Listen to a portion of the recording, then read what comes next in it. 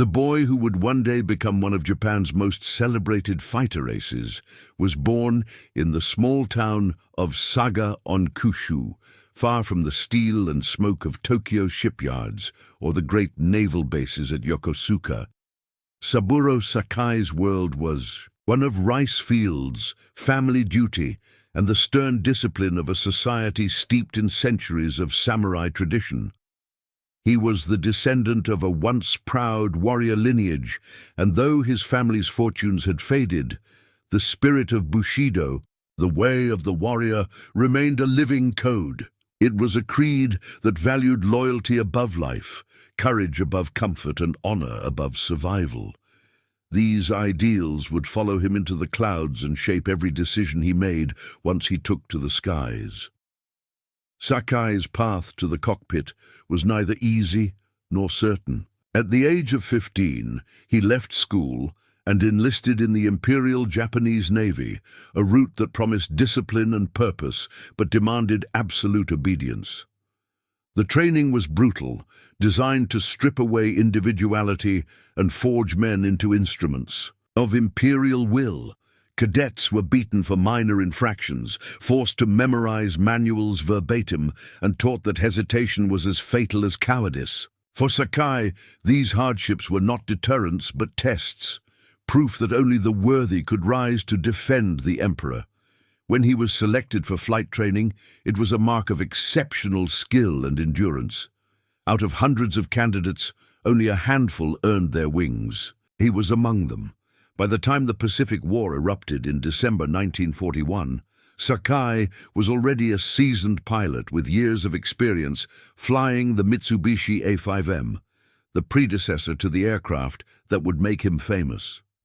When Japan struck Pearl Harbor and launched its lightning campaigns across Southeast Asia and the Pacific, he was among the elite aviators who spearheaded the offensives. Flying the new A6M Zero, a lightweight, supremely agile fighter with unmatched range, he quickly established himself as one of Japan's deadliest hunters. In the skies over the Philippines, the Dutch East Indies, and New Guinea, he cut through Allied formations with precision and ferocity. American and British pilots, flying outdated Brewster Buffaloes and Curtiss P-40s, found themselves hopelessly outmaneuvered, often destroyed before they even saw the enemy. Sakai's kills mounted with each engagement. He studied his opponents' tactics, exploited their weaknesses, and refined the art of aerial combat into something almost ritualistic. He preferred to engage from a position of advantage, striking swiftly and decisively, much like the swordsman of old. The Zero's incredible turning radius allowed him to dance around heavier Allied fighters, and its long range let him patrol vast stretches of ocean where the enemy felt safe. He would often close in within a few dozen meters before firing, ensuring lethal accuracy. To him, dogfighting was less a contest of technology and more a test of spirit and discipline. Machines were tools. Victory belonged to the man who wielded them with mastery and resolve. What sustained Sakai and his comrades through exhausting missions and deadly duels was not merely nationalism, but a deeper belief that they were heirs to a timeless warrior tradition. They spoke of air combat in the language of duels and honor, of facing opponents as equals in a deadly dance where courage and skill determined fate. Many imperial pilots scoffed at American reliance on numbers and machinery, believing that Western pilots lacked the spirit and training to match Japan's elite. The Zero, though advanced for its time, was seen less as a technological marvel than as an extension of the pilot's own will, a blade in the hands of a modern samurai. That worldview was reinforced by early war realities. Japan's air forces swept across the Pacific with astonishing success, decimating Allied air power from Malaya to the Bismarck Sea. Sakai himself became a living embodiment of the myth, credited with dozens of victories and revered as a national hero. Newspaper stories described him in almost mythic terms, a warrior whose eyes could read the wind and whose instincts bordered on supernatural. In squadron mess halls and training grounds, younger pilots studied his tactics and repeated his words as if they were scripture. Yet beneath that confidence lay an unspoken assumption that would soon be tested. That individual skill could overcome any technological advantage. It was a belief forged in centuries of Japanese martial thought and validated by early victories, but it was also a dangerous illusion. For now, though, Sakai had little reason to doubt it. The sky was his domain, and his enemies were scattered and broken before him. Each new sortie reaffirmed the lesson he had learned since childhood, that a warrior's spirit was the most powerful weapon of all. And in those first years of the Pacific War, Saburō Sakai believed, with absolute certainty, that it would always be enough. When the Mitsubishi A6M first entered service in 1940, few outside Japan grasped just how revolutionary it was. In an era when most nations still fielded fighters built around brute strength and heavy armament, the Zero embodied an entirely different philosophy, one rooted in speed, agility, and reach. It was astonishingly light, with its aluminum skin shaved down to the thinnest possible thickness and every unnecessary gram stripped away. Its 14-cylinder Nakajima Sakai radial engine delivered enough power to propel it to speeds over 330 miles per hour, and yet the aircraft's frame was so finely tuned that it could climb faster and turn tighter than anything the Allies had in the sky. Most remarkable of all was its range, more than 1,900 kilometers on internal fuel, nearly double that of most Western fighters.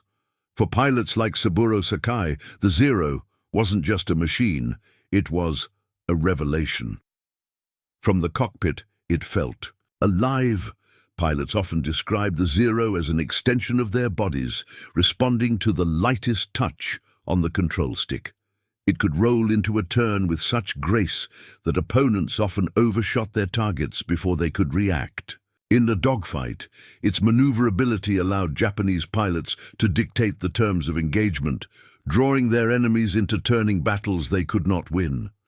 Against the lumbering Brewster Buffaloes and outdated P-36 Hawks deployed in the Pacific at the war's outset, the Zero was almost untouchable. Even the more modern P-40 Warhawks and F-4F Wildcats found themselves hopelessly outclassed when confronted by skilled Japanese aviators flying the new fighter. Sakai and his comrades quickly came to view the Zero as more than a weapon. It was a symbol of their nation's technological ingenuity and a vindication of their warrior ethos. The Japanese Navy had not simply built a fighter to match the West, it had built one to surpass it in the qualities that mattered most to them: speed, agility, and precision. In the right hands, the Zero was unstoppable. During the campaigns of 1941 and 1942, it carved through Allied air power across the Pacific.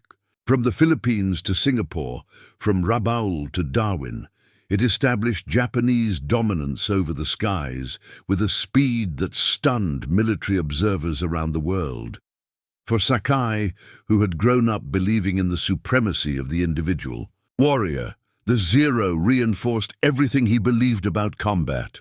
He often spoke of the aircraft as if it were a sword, deadly only when wielded by a master. His kill tally climbed rapidly as he exploited its unmatched handling to get behind slower, heavier opponents.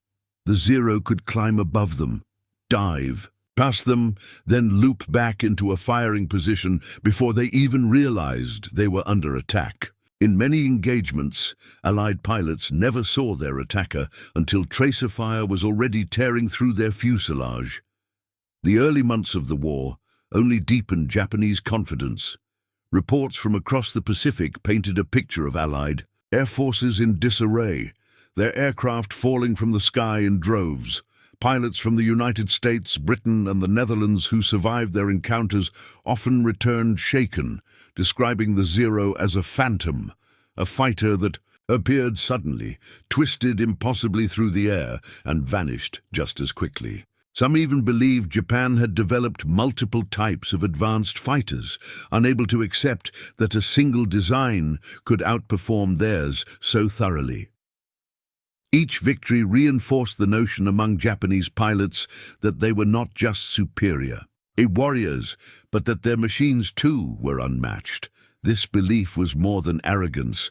It was deeply woven into the strategic thinking of the Imperial Navy. Japan had built its war plan around the idea that swift, overwhelming strikes would crush enemy resistance before America's vast industry could fully mobilize. Air superiority, achieved through the Zero's dominance, was a cornerstone of that strategy. The fighter's extraordinary range allowed Japan to project power far beyond its island bases, escorting bombers deep into enemy territory and intercepting any attempt to strike back. For a brief moment, the plan seemed to be working. The sky truly belonged to the rising sun. Yet even as the victories piled up, there were signs, faint, distant, that the tide would one day turn. Allied engineers were studying the Zero's wreckage whenever they could recover it, and pilots were adapting, learning to exploit its weaknesses. The aircraft's light construction, so vital to its agility, also made it fragile. Its lack of armor and self-sealing fuel tanks meant that a few well-placed rounds could destroy it. But in 1942, those vulnerabilities seemed theoretical. To Sakai and the men who flew it, the Zero was still the embodiment of Japan's fighting spirit, swift, graceful, and deadly. In their minds, no Western aircraft could challenge it, and no foreign pilot could match the will that guided it. They believed this with the same certainty they believed in the Emperor himself, and for a time, the Pacific skies seemed to agree. By 1943, the war that had once seemed destined for swift victory was beginning to change shape. The Japanese Empire, which had surged across the Pacific in a series of dazzling early triumphs, now found itself stretched thin across a vast ocean. Supply lines strained under the weight of attrition, and the once steady flow of trained pilots began to dwindle. Yet among men like Saburō Sakai, there was still a deep, almost unshakable confidence. They had proven their dominance again and again, and the Zero remained the most feared aircraft in the Pacific. Nothing the Allies had introduced so far, not the rugged P-40, not the stubby F-4F Wildcat, had truly threatened that supremacy. And so, when the first vague reports of a new American fighter began filtering into Japanese briefings and intelligence memos, they were met with little more than amused dismissal. The rumors were vague and contradictory at first. Some reports from captured pilots described a heavier machine, one that could dive faster than anything the Japanese had seen before. Others spoke of an aircraft that could absorb staggering amounts of damage and keep flying. A few claimed it carried more firepower than anything currently in service, but most striking of all were the descriptions of its appearance. Ungainly, thick-bodied, with a broad wing profile that seemed to defy aerodynamic sense. It was, they said, an ugly machine. Sakai, who had flown the graceful, almost bird-like Zero for years, scoffed at the idea that something so clumsy could ever compete. He and his comrades joked about the flying barrel, supposedly in development in America. To men who believed that agility and precision were the essence of aerial combat, such a brute sounded more like a target than a threat. The Japanese high command largely agreed. Their faith in the Zero was still unshaken, and their worldview still shaped by the early months of the war, when Allied pilots had been outclassed at every turn. In training halls and ready rooms, instructors told young aviators that the Americans were compensating for their lack of skill with heavier machines, that their new designs were desperate attempts to match Japanese mastery through brute force. It was a comforting narrative, and it reinforced what many already believed: that technology could never outweigh the human element, that no amount of horsepower or armor could surpass the spirit of a well-trained warrior.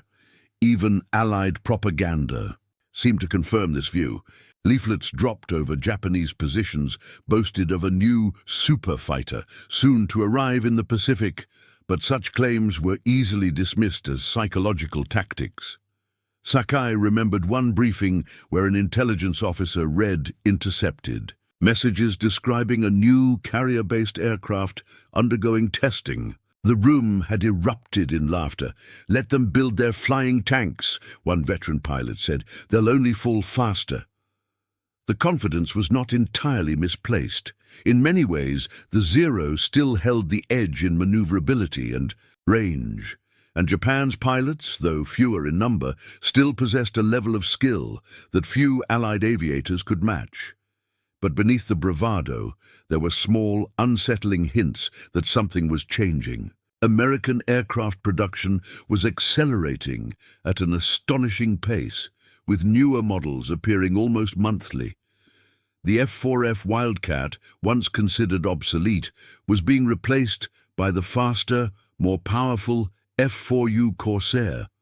Bombers were flying farther and carrying heavier loads, and intelligence officers quietly noted that the Americans seemed to be pouring unusual resources into one particular project, a new naval fighter designed not merely to match the Zero, but to surpass it in every measurable way.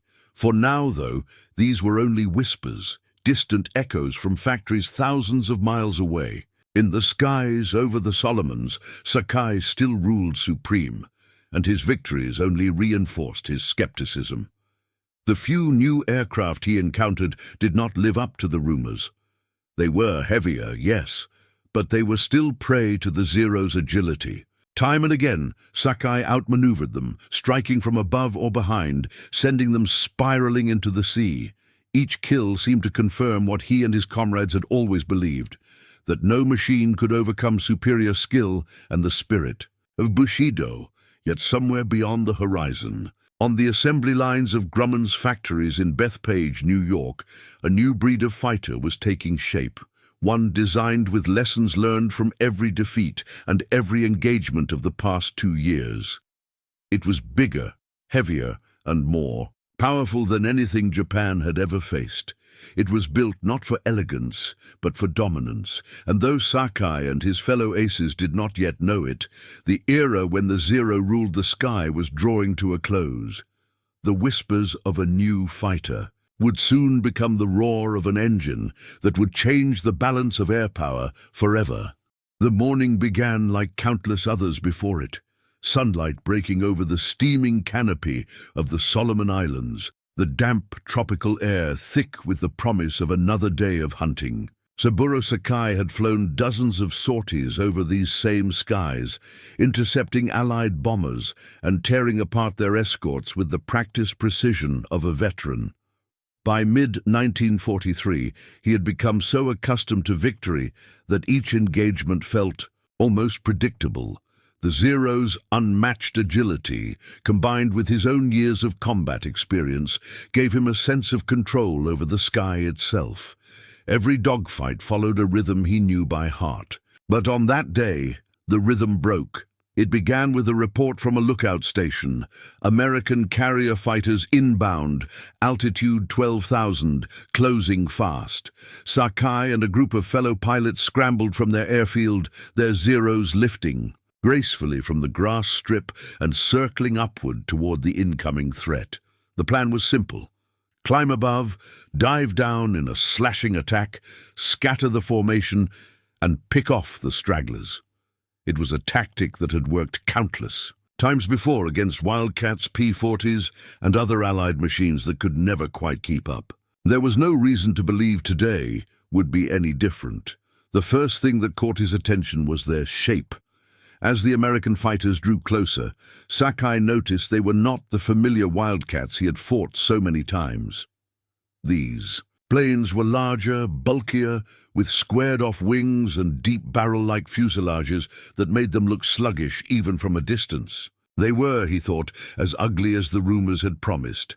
If this was the vaunted new aircraft the Allies had been boasting about, then Japan had nothing to fear. He tightened his harness, dipped his nose, and led his flight into a diving pass. What happened next did not follow the familiar script. Instead of breaking formation or scattering as previous opponents often did, the American fighters held their line and began climbing toward the Japanese formation, not diving away, but coming up to meet them head-on. Sakai's eyes narrowed as he realized they were climbing far faster than any wildcat could. The Zero was renowned for its ability to outclimb most enemy aircraft, but these machines were gaining altitude with startling ease. He adjusted his angle, trying to keep the advantage, but the gap was closing faster than expected. He picked one and dove behind it, lining up a shot. The Zero's twin 20-millimeter cannons spat fire, shells slamming into the enemy's fuselage and wings. He saw flashes of metal peeling away and expected the fighter to break apart. Instead, it kept flying, it wobbled, banked hard, and then came back around. For the first time in his career, Sakai watched an American fighter absorb a full burst from his guns and stay in the fight. There was no smoke trail, no sudden explosion, just a steady, determined climb as the enemy pilot rolled over and dove toward him. The counterattack was swift and brutal. 6 streams of .50 caliber fire erupted from the American fighter's wings, each burst tearing through the air with terrifying volume. The tracers whipped past his canopy, and one burst slammed into the Zero's left wing, ripping fabric and denting metal. The aircraft shuddered violently. Sakai pulled into a steep climb, trying to disengage and reposition, but the enemy was already on his tail. He kicked the rudder, banked hard into a tight turn, the kind of maneuver that usually left slower, heavier planes spinning helplessly behind. But this time, the American fighter stayed with him, refusing to be shaken. The duel stretched on longer than any Sakai had experienced. Each time he tried to exploit the Zero's agility, the new fighter countered with raw power. It climbed when he climbed, dived when he dived, and accelerated past him in straight flight.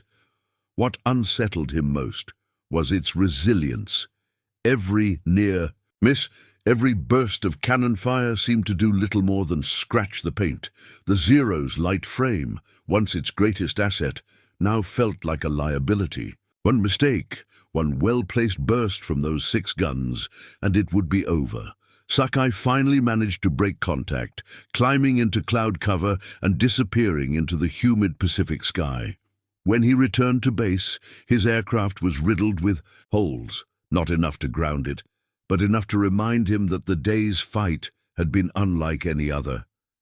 The debrief was tense. He described an enemy aircraft that could climb like a rocket, shrug off damage that would have destroyed a Zero, and deliver firepower far beyond anything they had faced before. Some pilots refused to believe him. Others said he must have exaggerated, but Sakai knew what he had seen. For the first time, he had encountered a machine that did not fight by his rules. It did not try to outturn him. It did not flee from a head-on attack. It was slower to respond, but relentless once engaged. It was a brute force answer to everything the Zero represented: heavier, tougher, more powerful. And worst of all, it was still in its infancy. If this was just the beginning, Sakai wondered grimly, what would the sky look like a year from now? The aircraft that had so thoroughly unsettled Saburō Sakai in that first encounter was more than just a new fighter. It was a physical embodiment of a completely different philosophy of war, where Japanese engineers had pursued lightness, maneuverability, and range to create the elegant Zero. American designers had taken a radically opposite approach. Their goal was not to build a dancer of the sky, but a predator, a rugged, heavy, relentless machine that could take punishment, dish it back out, and return home to fight another day. The result of that thinking was the Grumman F6F Hellcat, a fighter that looked ungainly on the ground but transformed the nature of aerial combat once airborne. At the heart of this beast was its engine, the Pratt & Whitney R2800 Double Wasp, a massive 18-cylinder radial that produced more than 2,000 horsepower. It was one of the most powerful engines ever installed in a carrier-based aircraft, and it gave the Hellcat a level of performance that defied its bulky appearance. It could climb faster than most opponents, dive with terrifying speed, and reach over 380 miles per hour in level flight, a remarkable figure for a plane nearly twice as heavy as the Zero. More importantly, that raw power translated into energy retention in combat. The Hellcat could zoom climb out of a dive, accelerate out of a tight spot, or use its weight and momentum to dictate the terms of an engagement. For pilots trained to fight with speed and altitude as their allies, this was a revelation. It meant they no longer had to rely solely on tight turns or defensive spirals. They could attack aggressively, disengage at will, and return to the fight on their own terms. Its offensive capabilities were just as formidable. The Hellcat's designers had learned hard lessons from the early war years, when lightly armed American fighters struggled to bring down Japanese aircraft. In response, they fitted the new plane with 6 50-caliber Browning M2 machine guns, a devastating battery capable of spitting out nearly 3,000 rounds per minute.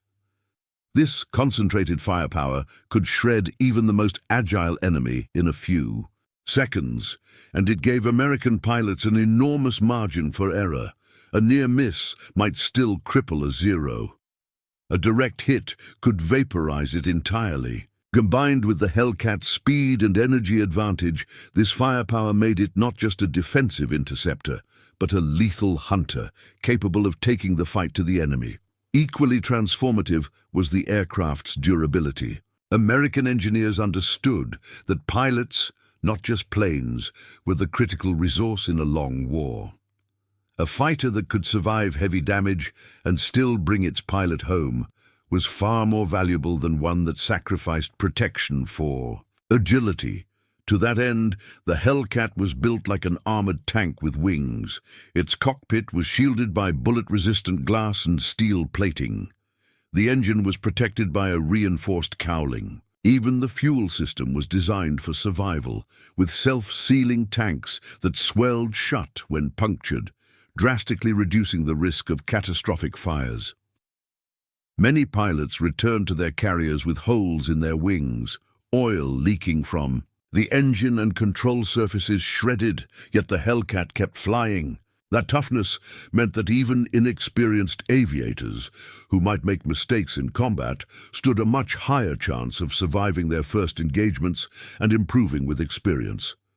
It was a subtle but crucial advantage in a war of attrition. The philosophy behind the Hellcat reflected America's broader approach to warfare. Japanese engineers had built the Zero as a weapon for a short, decisive conflict, a plane that could overwhelm the enemy before they had time to adapt. American designers, by contrast, built the Hellcat for a long war. They assumed that planes would be damaged, pilots would need second chances, and battles would not be won by individual duels, but by sustained campaigns of production and persistence. Where the Zero was a blade, elegant, deadly, but fragile, the Hellcat was a hammer, crude in form, but unstoppable in function. This shift in thinking changed the character of aerial combat. Suddenly, victory was not decided solely by who could outturn whom in a dogfight.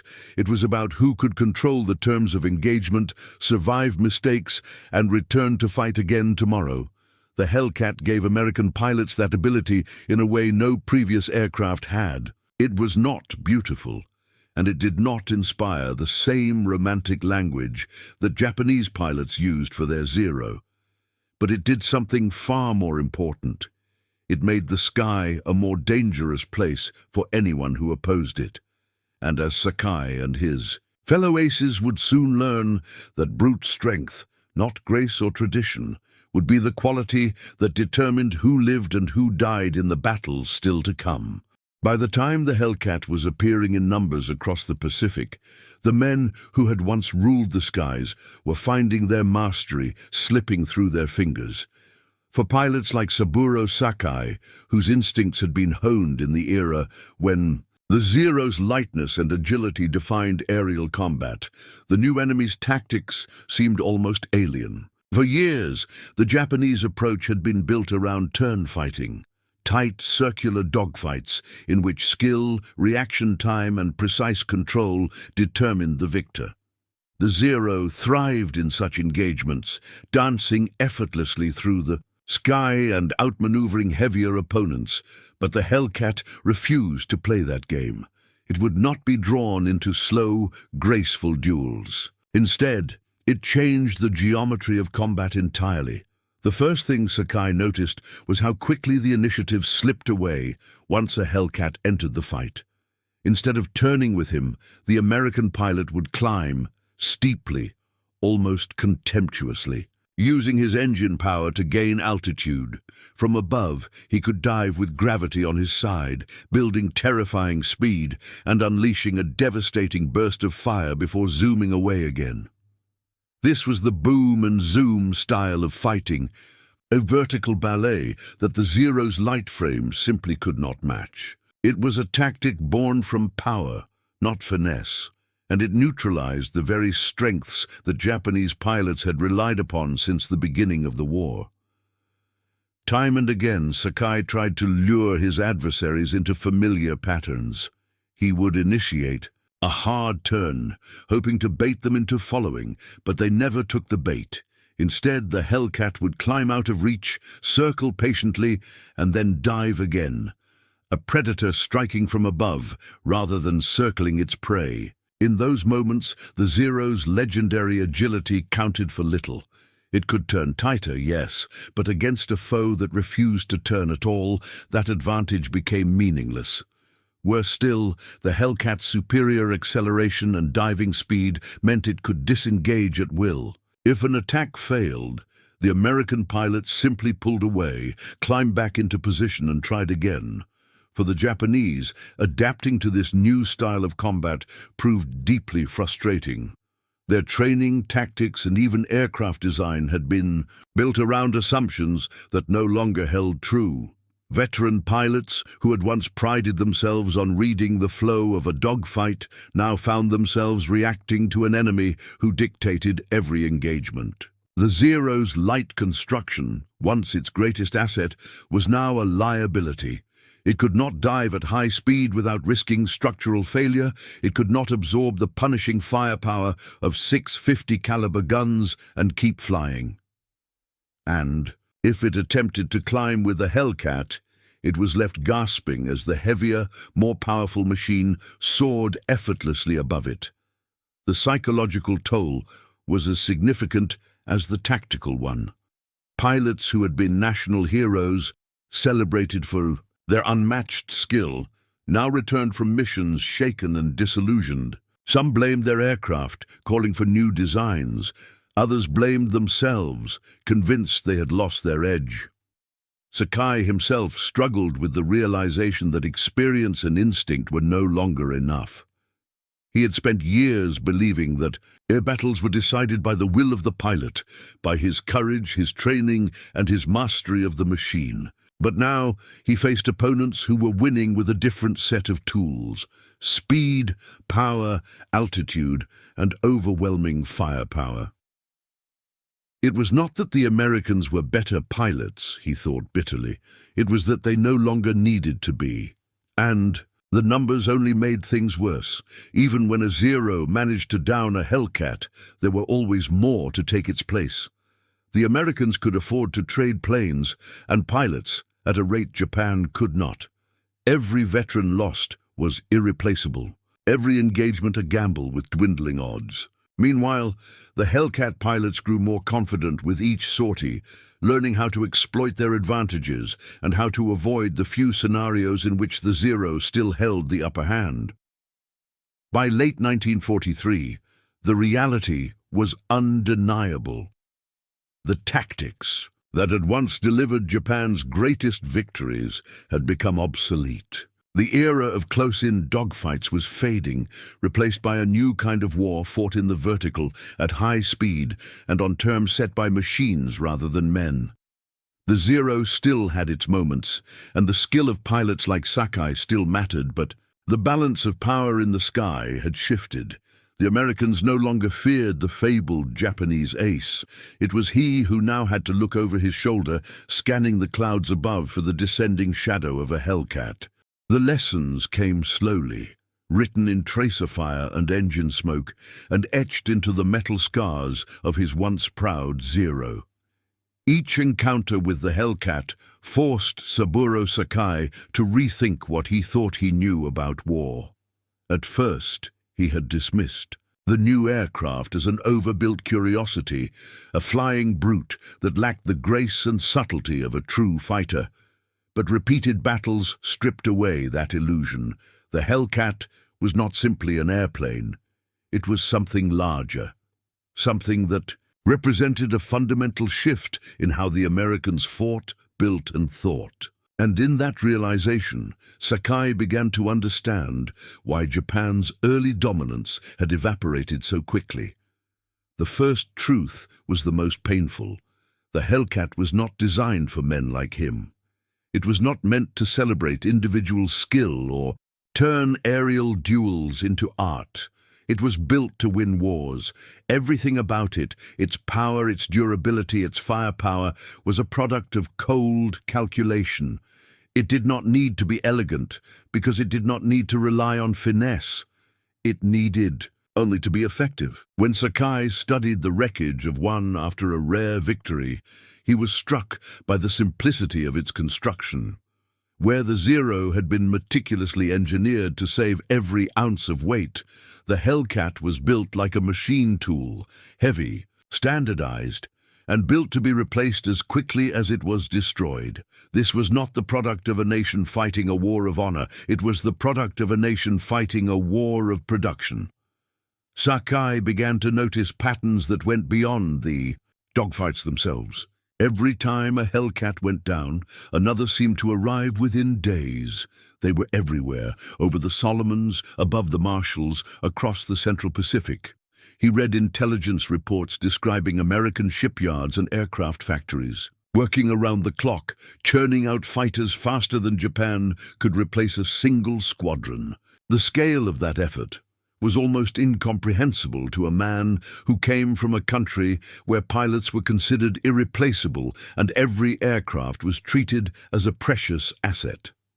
In the American system, planes and pilots were part of an assembly, a line, trained, deployed, and replaced as part of a relentless industrial rhythm.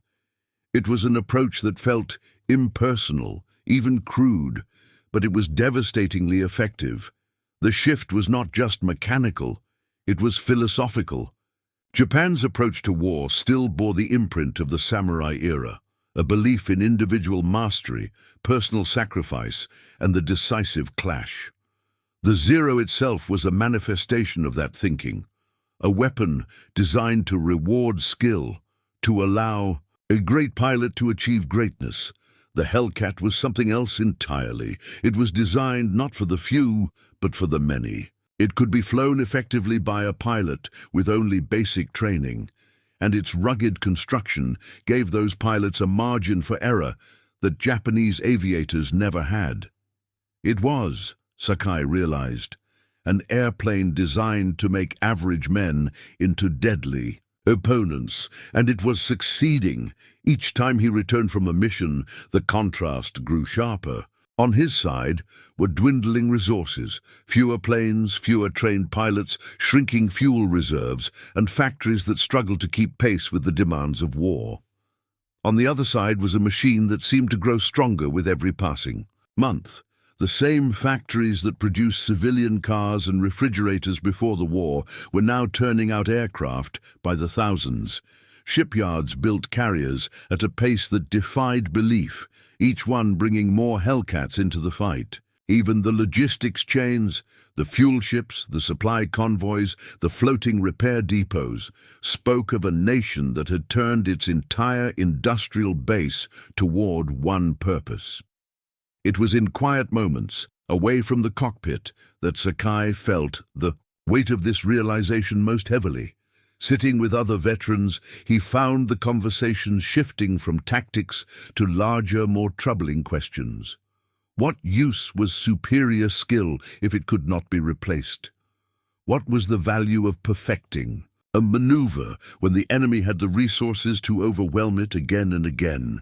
The Bushidō ideals that had shaped his worldview, courage, sacrifice, the supremacy of the individual warrior, now seemed almost naive in the face of an opponent that fought not with heroes, but with systems.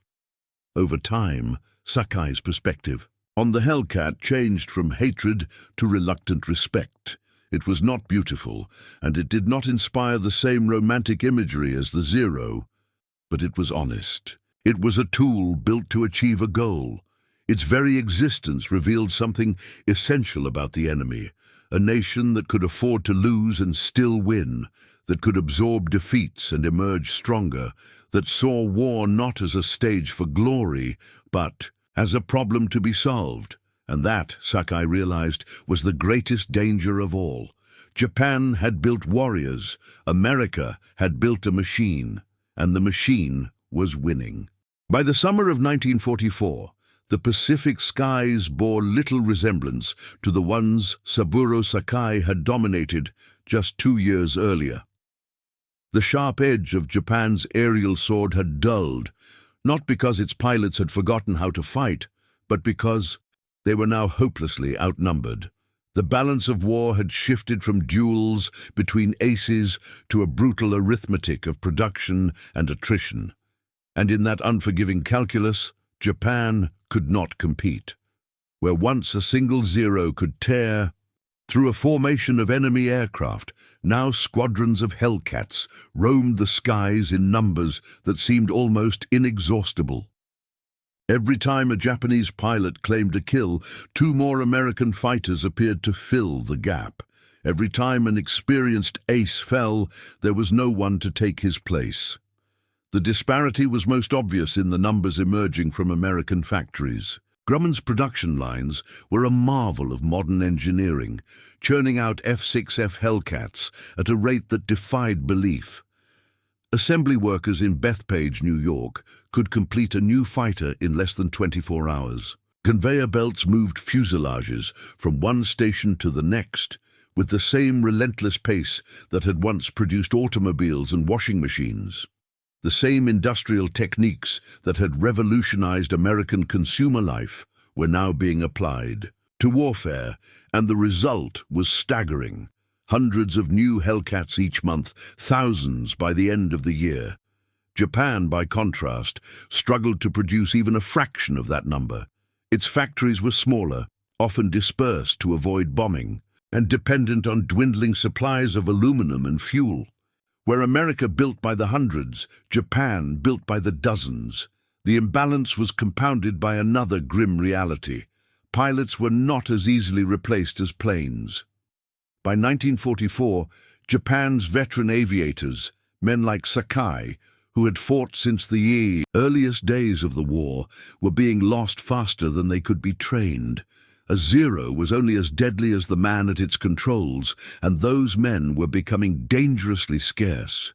Training programs that once lasted 2 years were now compressed into a few months. Young pilots, barely competent with the basics of flight, were being thrown into combat against seasoned American aviators with hundreds of hours of training and state-of-the-art equipment. The result was slaughter.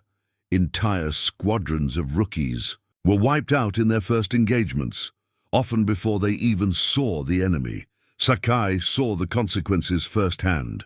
On many missions, he found himself flying alongside pilots so inexperienced that they could not maintain formation or respond effectively to sudden attacks.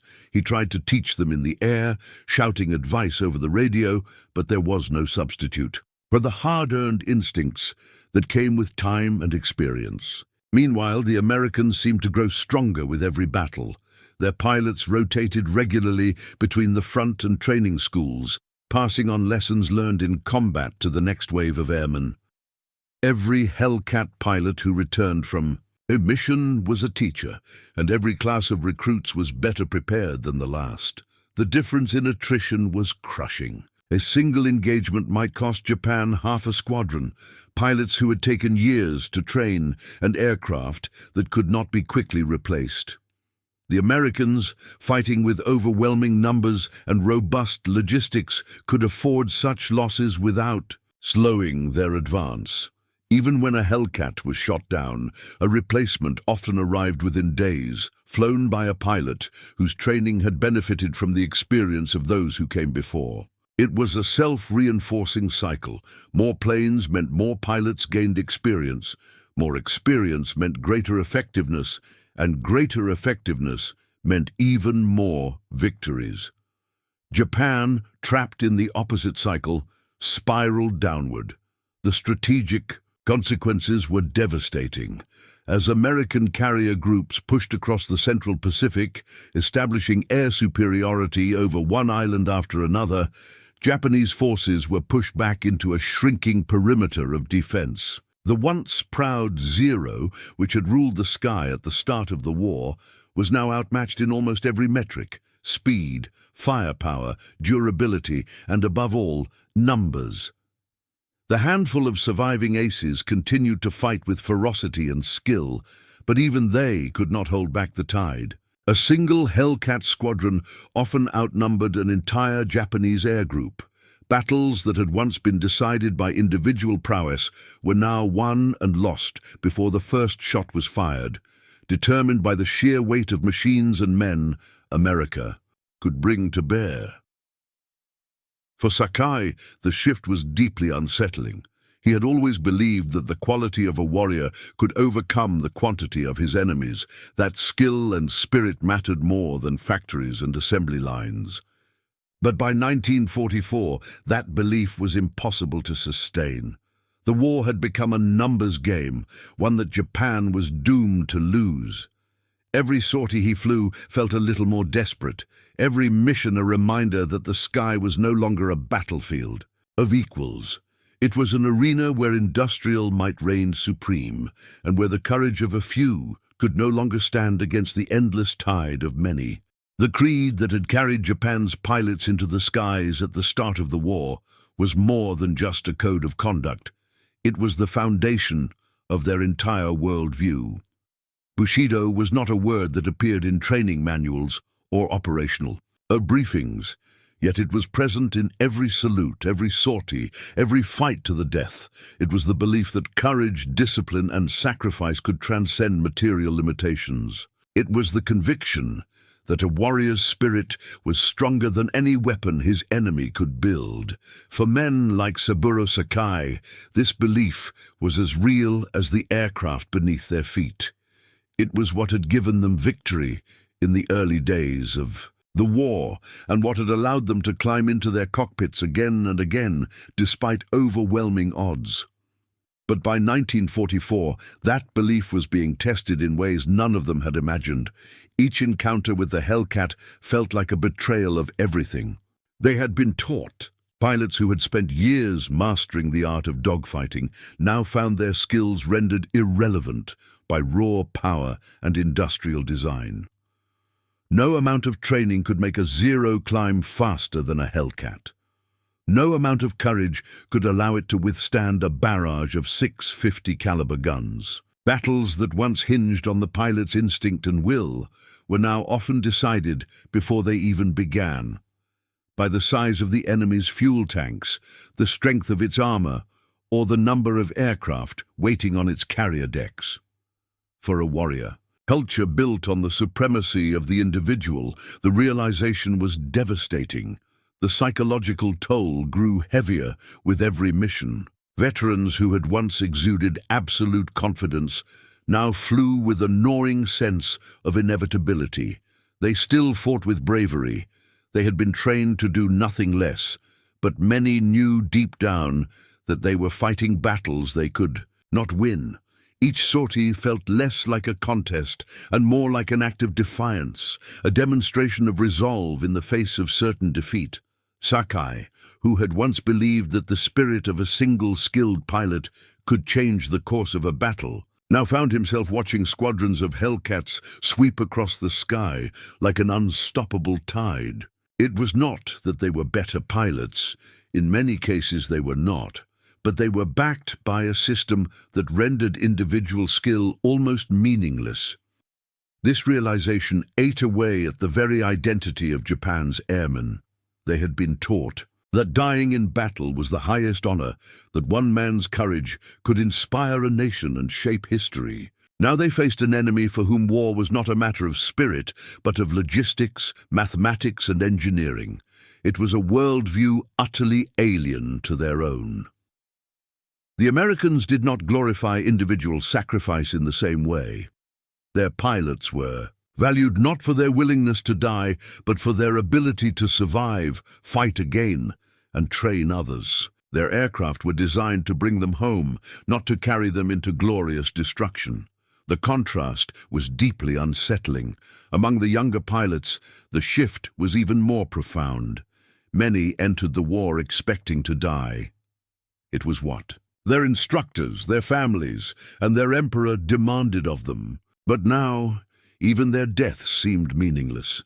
A pilot who died taking down one Hellcat had not changed the course of the war. He had merely removed a single aircraft from a fleet that could replace it overnight. This grim arithmetic robbed sacrifice of its traditional nobility. Death in battle still carried honor, but it no longer had impact. The Bushidō ideal, that one man's will could shape destiny, was being crushed beneath the weight of an enemy that measured victory in tons of steel and gallons of fuel. The emotional strain of this contradiction was visible everywhere. Pilots wrote in their diaries of sleepless nights and quiet doubts. Some confessed feelings of shame, not because they feared death, but because they felt their deaths would no longer matter. Others clung even more fiercely to the old ideals, insisting that courage still had meaning, even in defeat. Sakai himself wrestled with these questions, trying to reconcile the warrior's spirit that had defined his life with the harsh reality he now faced. He still believed in honor, still believed in duty, but he could no longer deny that the war was being decided in factories and shipyards, not in the hearts of men. In the end, the price of Bushidō was not just measured in lives lost or battles lost. It was measured in the slow erosion of faith in a code, in a worldview, in the idea that willpower alone could bend history to one's will. The pilots who had once believed themselves the heirs of samurai now found themselves relics of another age, fighting with unmatched bravery against an enemy that no longer fought the same kind of war. They still climbed into their cockpits, still saluted the rising sun, still flew into hopeless battles. But deep inside, many of them knew the truth. Their spirit was not enough, and that realization, more than any bullet or bomb, was what finally broke them. The summer of 1944 brought with it a battle that would come to symbolize everything the war in the Pacific had become. Not a clash of equals, but a test of scale, technology, and endurance. The Americans called it the Battle of the Philippine. But the pilots who flew in it would remember it by another name, one that captured the lopsided slaughter that unfolded above the vast blue expanse, the Great Marianas Turkey Shoot. It was here, amid the humid skies north of Saipan, that Japan's once proud carrier air arm met its reckoning.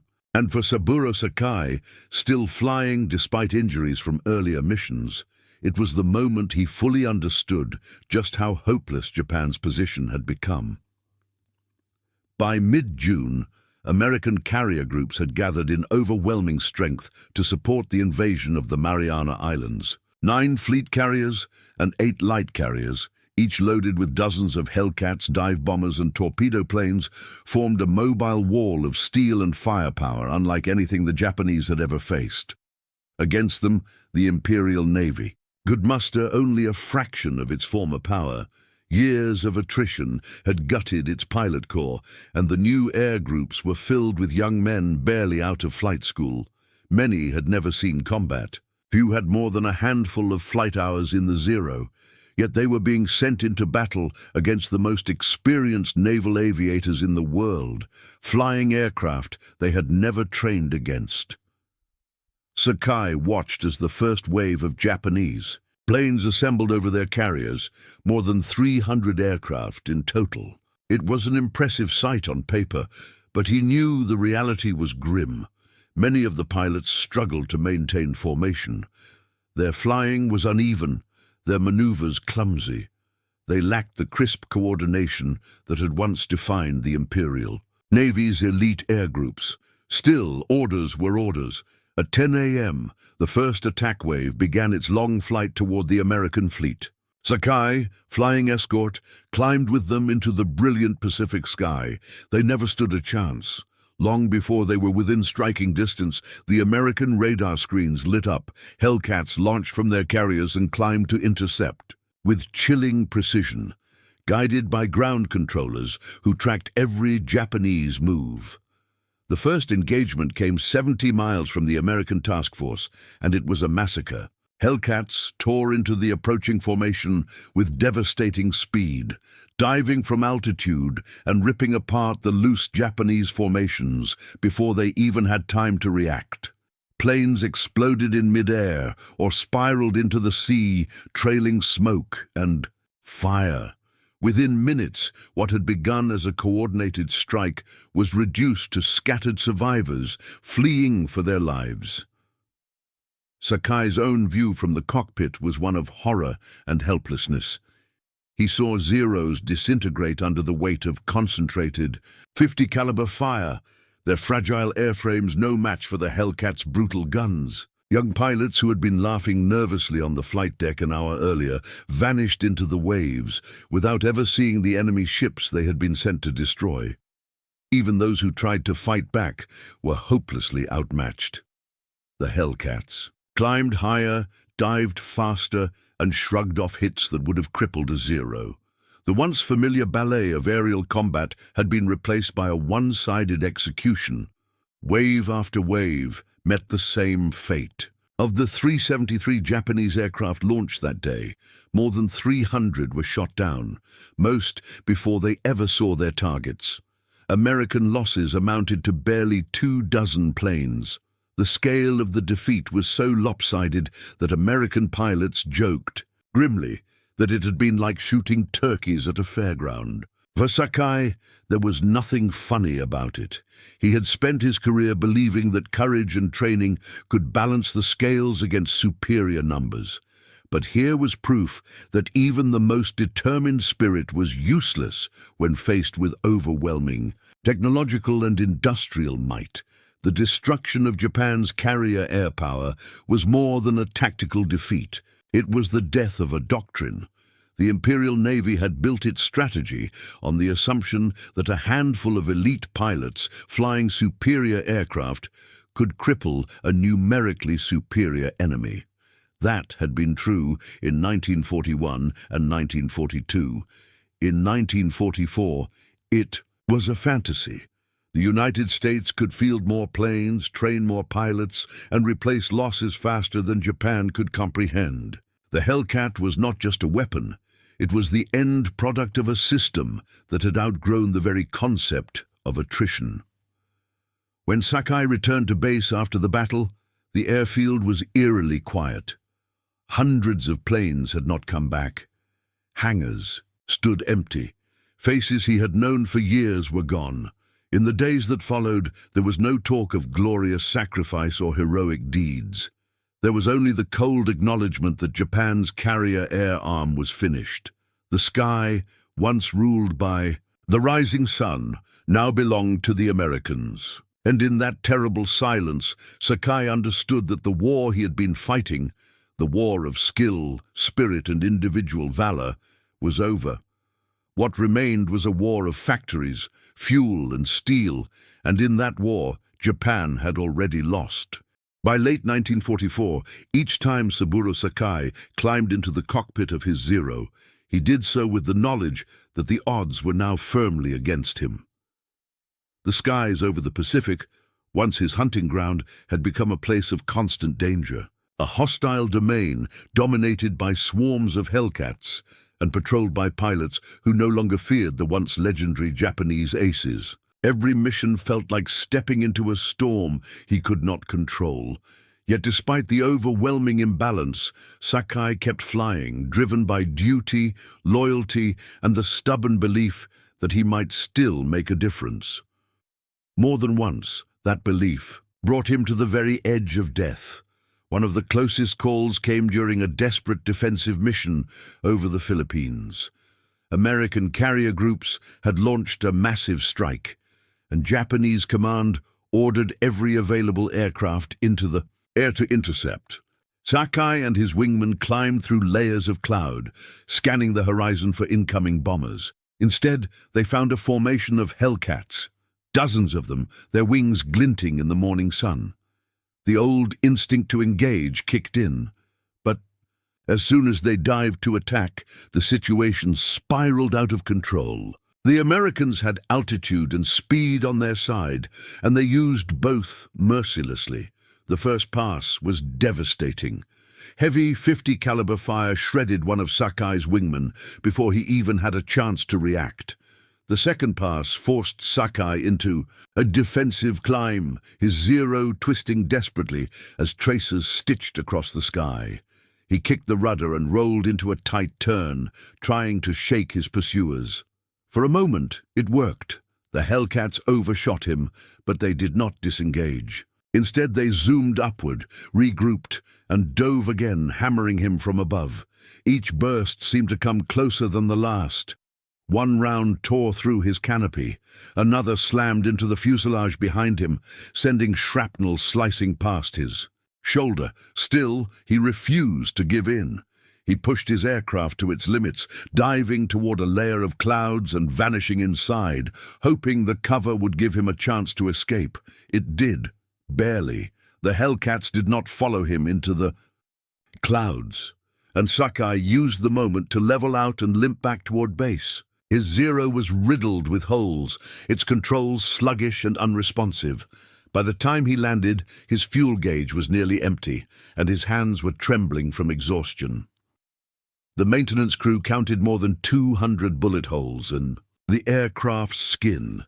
Any one of them could have killed him. The fact that he had survived at all felt less like a triumph and more like a miracle. Another mission, weeks later, was even worse. Ordered to intercept a group of carrier-based bombers approaching a convoy, Sakai found himself alone when the rest of his flight became separated in cloud cover. Ahead, a formation of Avengers droned steadily toward their target, escorted by a screen of Hellcats. He knew the odds, 1-0 against a dozen fighters, but he attacked anyway. Diving from above, he managed to down one bomber before the escorts closed in. Then the world became a blur of tracers, smoke, and violent maneuvering. The Hellcats came at him from every angle, forcing him into a spiraling defensive loop that tested every ounce of his skill. He jinked, rolled, and twisted, each evasive move buying him seconds but costing him precious altitude and speed. At one point, a burst tore into his engine cowling, spewing oil across his windscreen. Blind and desperate, he flew by instinct alone, relying on the feel of the aircraft and the sound of incoming fire. Somehow, he broke through the American formation and dove for the sea, skimming the waves at treetop height. The Hellcats pursued, but eventually broke off, unwilling to risk fuel chasing a single fighter. When he finally returned to base, his aircraft was barely flyable. Mechanics were stunned he had made it back at all. What struck Sakai most about these encounters was not just the danger, but the relentlessness of his enemy. The Hellcat pilots fought with a confidence that came from knowing they could take risks. If one was shot down, there would be another to replace him. If one engine failed, a replacement aircraft would be waiting on the carrier deck. The Americans fought as if backed by a vast invisible hand, a network of factories, shipyards, and training schools that ensured they would never run out of planes, pilots, or ammunition. It was a luxury Japanese pilots could not comprehend. Every Zero, Lost was a blow to Japan's dwindling strength. Every downed veteran was a tragedy that could not be undone. Sakai's survival in these missions was a testament to his skill and experience, but it also underscored a bitter truth. Individual brilliance could no longer change the course of the war. He could evade, outmaneuver, and even score victories, but none of it altered the strategic reality. The enemy was too numerous, too well supplied, and too deeply entrenched in a system designed to win wars through endurance rather than heroics. And as the war dragged on, Sakai realized that survival itself had become a hollow victory, proof not of strength, but of how little one man's courage could matter against the machine that now ruled the skies. By the dawn of 1945, the war in the Pacific had shifted so dramatically that it was almost unrecognizable from the conflict Saburō Sakai had entered in 1941. The Imperial Navy, once the spearhead of Japan's expansion, was now a battered shell of its former self. Its carriers lay at the bottom of the ocean. Its pilot corps was shattered, and its airfields, once launching pads for sweeping offensives, had become desperate defensive outposts. The hunter who had once stalked enemy formations over the South Pacific was now the hunted, and every mission Sakai flew carried with it the grim knowledge that survival, not victory, was the most he could hope for. The transformation was visible in every aspect of the air war. Hellcats no longer needed to meet the Zero on distant battlefronts. They now came to Japan itself. They roamed the skies over Iwo Jima and Okinawa in overwhelming numbers, circling above the beaches where American troops were landing, cutting down any Japanese aircraft that dared to rise and challenge them. By the time the battles for those islands began, the Zero was hopelessly obsolete. It was slower, less heavily armed, and far too fragile to withstand even a few seconds under the guns of a Hellcat. For pilots like Sakai, the days of seeking out combat were gone. Now they scrambled from battered airstrips under the shadow of constant bombardment, often launching into the air, already outnumbered and outgunned. One of Sakai's most haunting missions came during the defense of Iwo Jima in February 1945.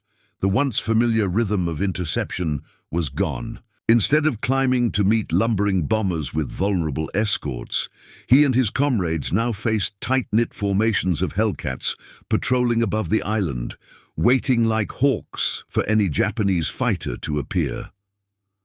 The moment his Zero broke, through the low cloud layer, tracer fire lit up the sky around him. 3 Hellcats dove from altitude in a coordinated attack, and Sakai found himself instantly on the defensive. He rolled hard to the right, pulling into a steep climb, but the enemy had speed and altitude on their side. They attacked not with desperation, but with cold, methodical precision, taking turns diving in and peeling away before he could line up a shot. In the past, he would have sought the offensive, forcing his opponent into a turning fight where skill mattered most. Now, all he could do was survive. Survival itself became a mission. Fuel shortages meant he often launched with barely enough for a single engagement. Ammunition was rationed so severely that every burst had to count. Replacement parts were scarce, and many aircraft were patched together from wrecks scavenged from previous battles. The Zero, once a symbol of technological superiority, was now a ghost from another era, kept aloft by willpower more than engineering. Even Sakai's own confidence, once unshakable, began to erode. He no longer expected to return from missions. He strapped himself into the cockpit knowing that every flight might be his last. By the time the Americans began bombing the Japanese home islands in earnest, the sense of reversal was complete. Hellcats now escorted massive bomber formations that struck at will, reducing cities to ashes and paralyzing what remained of Japan's war industry. Where once Sakai and his fellow pilots had ranged far across the Pacific, projecting power deep into enemy territory, they now defended their own skies. And even that was often impossible. American patrols prowled just beyond visual range, striking without warning and retreating before Japanese fighters could respond. The sky itself, which had once belonged to them, was now hostile ground. Even in defeat, Sakai fought with the same resolve that had carried him through the early years of the war. But the nature of that fight had changed. He was no longer a predator seeking the thrill of the hunt. He was prey, dodging relentless attackers and trying to keep his crippled nation's air defenses intact for one more day. Missions that once ended with triumphant kill counts now ended with relief at simply landing in one piece. Pilots spoke less of glory and more of endurance. Every sortie was an act of resistance, a refusal to concede the sky completely, even as the war's outcome grew increasingly inevitable. By the final months of the conflict, the transformation was undeniable. Japan's air war, once defined by swift, aggressive offensives, had become a desperate defensive struggle against an enemy with overwhelming superiority in every category: numbers, technology, logistics, and training. For Sakai, the change was deeply personal. He had begun the war, believing himself part of an unstoppable force, a warrior destined to shape the course of history. Now he was fighting simply to survive each day, a witness to the slow collapse of the empire he had sworn to defend. The hunter had become the hunted, and in that reversal lay the stark truth of the war's final chapter. No amount of skill, courage, or spirit could reclaim the skies that had been lost. The age of the Zero, and of the men who had once ruled. The air was over. When the guns finally fell silent and Japan's formal surrender brought the war to a close, Saburō Sakai found himself confronting a world that bore little resemblance to the one he had once known. The empire for which he had fought no longer existed. The skies he had once dominated now belonged to another power, and the ideals that had guided his life as a warrior lay in ruins alongside the cities of his homeland. Yet it was not defeat itself that haunted him most. It was the lessons revealed in that defeat, lessons written not in ideology or rhetoric, but in steel, oil, and machinery. The Hellcat, the machine that had so thoroughly humbled the Zero and the men who flew it, was more than a weapon. It was a signpost pointing to the future of war, a future where courage and skill alone would never again be enough. In the quiet aftermath of the conflict, Sakai often reflected on the arc of the war and how thoroughly his assumptions had been dismantled. He had entered the skies believing, as generations of warriors before him had believed, that individual excellence was the highest virtue, that the outcome of a battle could be determined by the will, spirit, and skill of those who fought it. And in the early days of the war, that belief had seemed justified. The Zero was the finest fighter in the world, and Japan's pilots were unmatched in training and experience. They had defeated their enemies through daring and discipline, outmaneuvering them in aerial duels that felt almost like personal contests of honor. But by the war's end, those duels were relics of a vanished era. The Hellcat had changed the rules entirely. What struck Sakai most was not the aircraft's technical superiority, though its speed, firepower, and durability had all far surpassed the Zero, but what its existence represented. The Hellcat was not the product of a single genius engineer or the vision of a handful of pilots. It was the product of a nation's entire industrial system working toward a single goal. It had been designed, tested, produced, and delivered with an efficiency and scale that Japan could not even begin to match. And it had been flown by pilots who, though often less experienced than their Japanese counterparts, benefited from a training pipeline so vast and organized that their numbers never dwindled. It was a machine born of a society that had learned how to turn national will into material reality, and in that transformation lay the future of warfare. This realization forced Sakai to confront uncomfortable truths. The Bushidō code that had shaped his thinking was not wrong, but it was incomplete.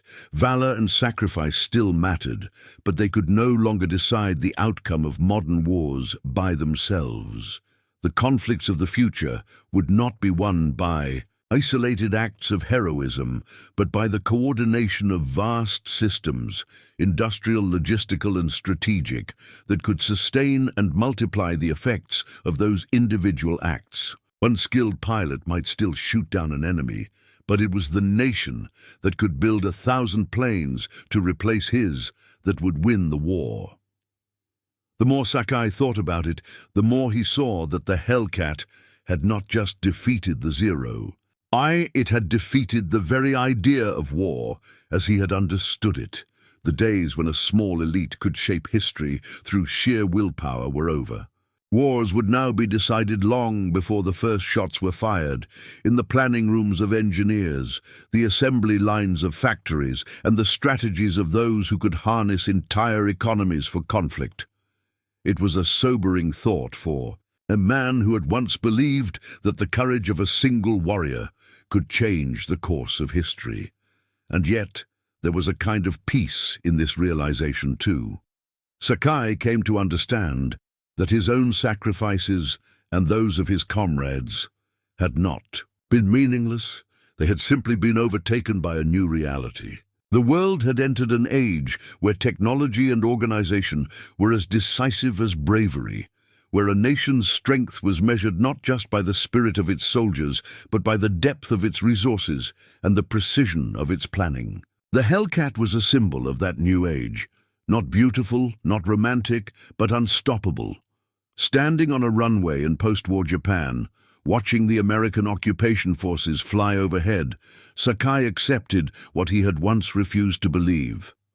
That history had turned a corner and there was no going back. The warriors' era had given way to the engineers, and the pilots' duel had become a contest of systems. In that world, the lesson of the Hellcat would endure, a lesson written not in the smoke of dogfights, but in the unyielding logic of modern war. That spirit alone cannot conquer a machine built to last, and that individual heroism, however noble, must yield to the power of a nation that fights with its entire strength. When the war finally ended, and historians began to take stock of the machines that had shaped its outcome, one aircraft stood apart from all the others. The Grumman F6F Hellcat, once dismissed by Japanese pilots as an ungainly brute, had become the most successful carrier-based fighter in history. Its record was not just impressive, it was unprecedented. By the time production ceased in 1945, Hellcats had claimed more than 5,000 aerial victories in the Pacific, accounting for nearly 75% of all enemy aircraft shot down by U.S. Navy pilots. Its kill-to-loss ratio, 19-1, remained unmatched by any other naval fighter before or since. But the legacy of the Hellcat was not merely numerical. It symbolized a transformation in the way wars were fought, marking the definitive shift from an age of individual combat to an era dominated by industrial might, systems thinking, and strategic scale. For the United States Navy, the Hellcat had rewritten the rules of carrier warfare. Before its introduction, naval air combat had been shaped by the limitations of aircraft that were either too fragile, too short-ranged, or too lightly armed to dominate the vast expanses of the Pacific. The Hellcat changed all of that. With its rugged construction, powerful engine, and heavy armament, it was uniquely suited to the brutal demands of carrier operations, launching from cramped decks, absorbing battle damage, and returning home through storms or enemy fire. Its wide landing gear and forgiving handling made it accessible to thousands of new pilots, many of whom were barely out of flight school. This democratization of air power, the idea that a well-designed machine could elevate average pilots into formidable combatants, was one of the Hellcat's most enduring contributions. Its performance during the island-hopping campaign demonstrated just how transformative that philosophy could be. Hellcats flew cover for amphibious landings, escorted bombers on deep strikes, and shredded Japanese air defenses over key targets like the Marianas, Leyte Gulf, and Okinawa. They gave American fleets a protective umbrella that Japanese forces could not penetrate, and they ensured that U.S. carrier groups could operate wherever they chose without fear of catastrophic air attack. Even when Japan introduced newer aircraft such as the Ki-84 or the N1K1 Shiden, the sheer numbers of Hellcats in the sky and the constant flow of replacements from U.S. factories rendered these technological advances irrelevant. By the war's final months, the Hellcat was more than a fighter. It was a flying manifestation of a military-industrial system firing on all cylinders. The contrast with Japan could not have been more striking. The Zero, once the most advanced naval fighter in the world, had been a product of artisanal design, carefully balanced, exquisitely tuned, and optimized for the skills of elite pilots. But such an approach could not sustain a long global war. The Hellcat represented the opposite philosophy. A mass-producible, robust machine built not for perfection, but for reliability and effectiveness. It did not demand extraordinary skill to fly or maintain. It was built in the thousands, deployed rapidly, and supported by a logistical network that ensured spare parts, ammunition, and fuel were always available. This shift, from bespoke engineering to industrial standardization, was the essence of modern warfare. It was the difference between a nation fighting a war of ideals and one fighting a war of capacity. The post-war world quickly absorbed this lesson.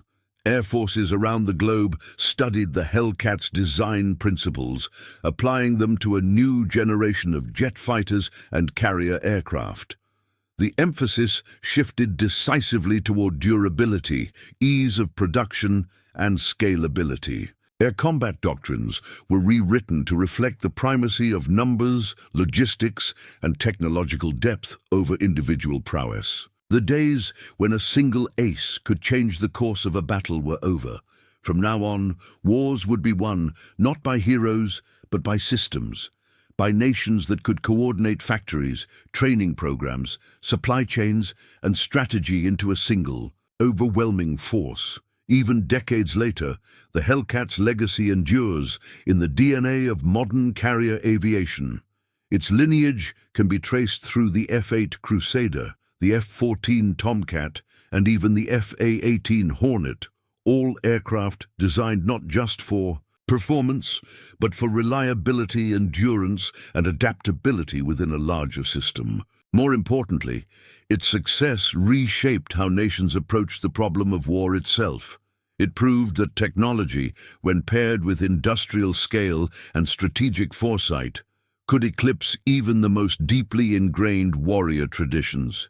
For Saburō Sakai and pilots like him, the Hellcat was a bitter adversary, a machine that stripped the romance from aerial combat and replaced it with the cold logic of modern war. But for historians and strategists, it was something else entirely, a turning point. It marked the moment when warfare ceased to be an art practiced by individuals and became a science executed by nations. Its 5,000 victories were not just kills in the sky.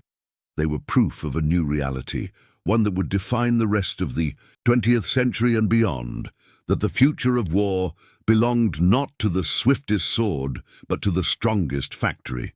When the war ended, Saburō Sakai returned to a country in ruins. The cities he had known were reduced to ash, the empire he had fought for was gone, and the skies he had once ruled were now filled with the contrails of foreign aircraft. Japan was a defeated nation, humbled and occupied, its military dismantled and its warrior caste, men like Sakai stripped of purpose. For a long time he wrestled with the meaning of that defeat. What had all the sacrifice been for? What had the bravery, the skill, the endless duels in the clouds truly accomplished? The answers were slow to come, but they did come, and they would shape the rest of his life. In the years after the surrender, Sakai's life followed a quieter path. He refused offers to rejoin the new self-defense forces and instead sought a different way to serve his country through peace, education, and reflection. He visited schools and veterans gatherings, telling young Japanese that courage was still a virtue, but that courage alone was no longer enough. He spoke openly about the war, about its horrors and its mistakes, and about the lessons it had taught him. Above all, he spoke about the Hellcat, the aircraft he had once mocked as clumsy and crude, but which had revealed to him a deeper truth than any victory ever could. His perspective changed even more profoundly when he began traveling abroad, including to the United States. In the 1970s, Sakai was invited to several air shows and reunions of American veterans. At first, he was nervous about how he would be received. He had shot down many of their comrades, and they had tried their best to kill him. But what he encountered surprised him deeply.